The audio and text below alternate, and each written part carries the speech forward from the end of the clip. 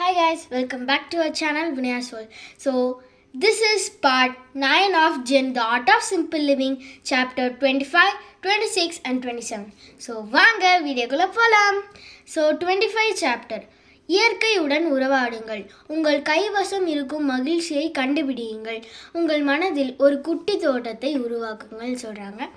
So அதாவது ஒரு college students கூப்பிட்டு போகிறாங்க. அதில் வந்து ஒரு ஸ்டூடெண்ட் வந்து ஒரு குரூப் ஆஃப் அரசு பள்ளியில் ஒரு குரூப் ஆஃப் சில்ட்ரன்ஸை எடுக்கிறாங்க. ஸோ அவங்கள்ட்ட வந்து சொல்கிறாங்க, மற்றவங்க எல்லோரும் ஆக்டிவிட்டி, இது ஒரு ஆக்டிவிட்டி, அவங்களுக்கு வந்து இது ப்ராஜெக்ட், காலேஜ் ஸ்டூடெண்ட்ஸ்க்கு இது ப்ராஜெக்ட்டு. ஸோ அந்த சில்ட்ரன்ஸ்க்கு ஏதாவது ஒரு ஆக்டிவிட்டி கொடுக்கணும்.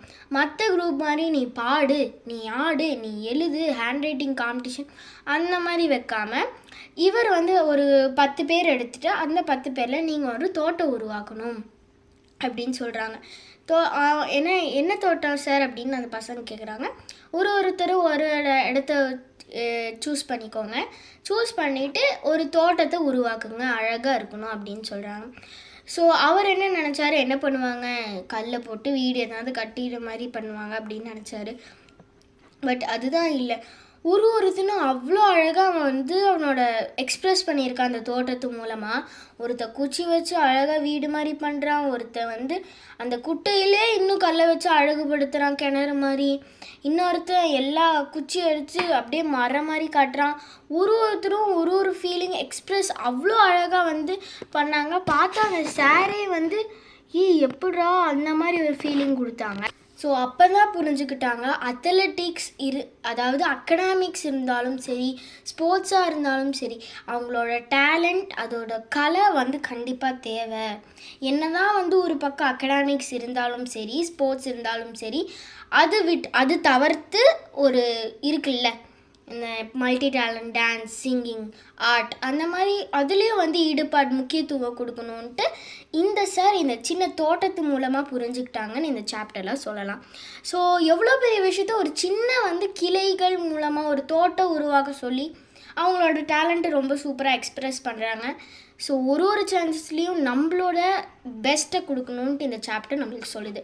So we completed the 25 chapter. So வாங்க 26 சாப்டருக்குள்ளே போகலாம்.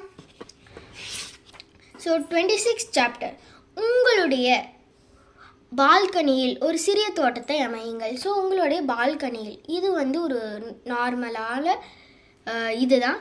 ஸோ ஜென் ஒரு இது இருக்காங்க, மரத்திற்கு கீழே அல்லது பாறையின் மேலே என்று ஜென் துறவிகளின் கூறுகிறார். அதாவது இது வந்து ஒரு குவாட்ஸ், ஜென்னோட குவாட்ஸ், அதாவது மரத்திற்கு கீழே பாறைக்கு மேலே. இது வந்து என்ன குறிக்கிறது, இதோட அர்த்தம் நீ உட்காந்து சாசேன் தியானத்தை செய் அப்படின்னு சொல்கிறாங்க. ஸோ இப்போ நம்ம பார்க்குற மோஸ்ட் ஆஃப் த டாப்பிக்கில் சாசேன் தியானம் சொல்கிறாங்க. ஸோ இவ்வளோ டாப்பிக்லையும் சாசேன் வரணும், அது எவ்வளோ இம்பார்ட்டன்ஸ் ஆனதுன்னு பார்க்கோங்க. நீங்களும் ஒரு ஃப்ரீ டைம் கிடைக்கும் போது கண்டிப்பாக சாசேன் தியானத்தை செய்யுங்க, ஓகேவா? ஸோ இப்போ டாபிக் உள்ள போகலாம். ஸோ சாசேன் தியானத்தை செய்யுங்கன்னு அர்த்தம்.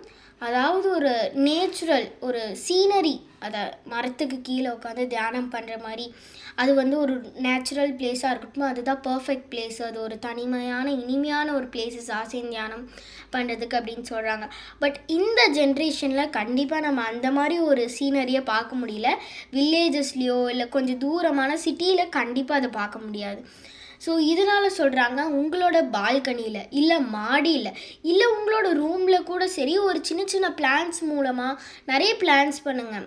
லைக் அது க்ரீனிஷாக அவங்களோட பிளேஸை வச்சுக்கோங்க. இது உங்களை வந்து மென்டலியாகவும் ரொம்ப அழகுபடுத்தும், உங்களுக்கு ஒரு மனசு புத்துணர்ச்சி அடையும். ஸோ ஒரு செடி வளர்க்குறவங்களுக்கு தான் தெரியும் அது எவ்வளோ வந்து ரொம்ப ஸ்பெஷலான திங். டெய்லி தண்ணி ஊற்றும் போது அது புது பூ மலரட்டும் இல்லை வாடட்டும் சரி, அந்த மண்ணை போட்டு அதில் வந்து அதோட விதையை போட்டு அது வளரும் போது ஐயோ சூப்பர் அப்படின்னு நம்மளுக்குள்ளேயே ஒரு எக்ஸைட்மெண்ட் தோணும். அதோட ஃபீலிங்ஸை வார்த்தையால் சொல்லவே முடியாது. ஸோ இதனால் ஒரு எப்படி கேர் பண்ணிக்கிறத கூட லேர்ன் பண்ணலாம். அதனால் செடியை விட்டு அதுக்கு கீழே இல்லை அதுக்கு பக்கத்தில் நீங்கள் சாசேன் தியானம் பண்ணும்போது உங்களோட மனம் வந்து ஒரு நிலையில் இருக்கும் அப்படின்னு சொல்கிறாங்க. ஸோ முடிஞ்ச அளவுக்கு உங்களை சுற்றி க்ரீனிஷாக வச்சுக்கோங்க.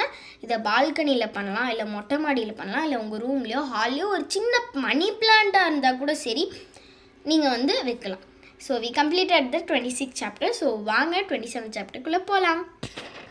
ஸோ சாப்டர் 27, சூரிய அஸ்தமனத்தின் அழகை அள்ளி பாருங்கள்.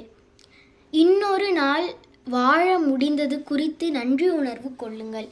அதாவது இன்னும் நம்மளால் நிறைய நாள் வாழ முடியுதே, நன்றி உணர்வோடு இருங்கன்னு சொல்கிறாங்க. ஸோ சூரிய அஸ்தமன படிக்கட்டுகள் ஜென். ஸோ இந்த நாட்டில் வந்து பார்த்திங்க அப்படின்னா டோக்கியோ நகரில் அருகே உள்ள ஒரு படிக்கட்டு, அந்த ஒரு டெம்பிள் படிக்கட்டு, அது வந்து அது பேரே சூரிய அஸ்தமனை படிக்கட்டுகள் அப்படின்னு சொல்லுவாங்க. அதில் போய் நின்னால் அது வந்து தெரியாது.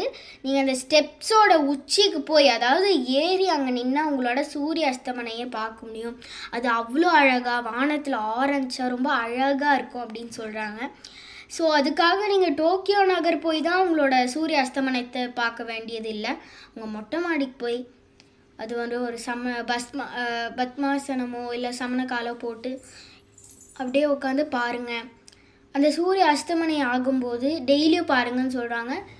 அஸ்தமனை ஆகும்போது நன்றி உணர்வோ செலுத்துங்க. இந்த நாளில் எனக்கு என்னென்னலாம் நல்லது இருந்துச்சோ அதை செலுத்துங்க. இந்த யூனிவர்ஸ்க்காகட்டும், நம்மளோட ஃபுட்டுக்காகட்டும், யார் யாருக்கெல்லாம் உங்களுக்கு தேங்க் பண்ணணும்னு தோணுதோ அவங்களுக்கு தேங்க் பண்ணுங்கள். முக்கியமாக யூனிவர்ஸ், காட் எல்லாருக்குமே.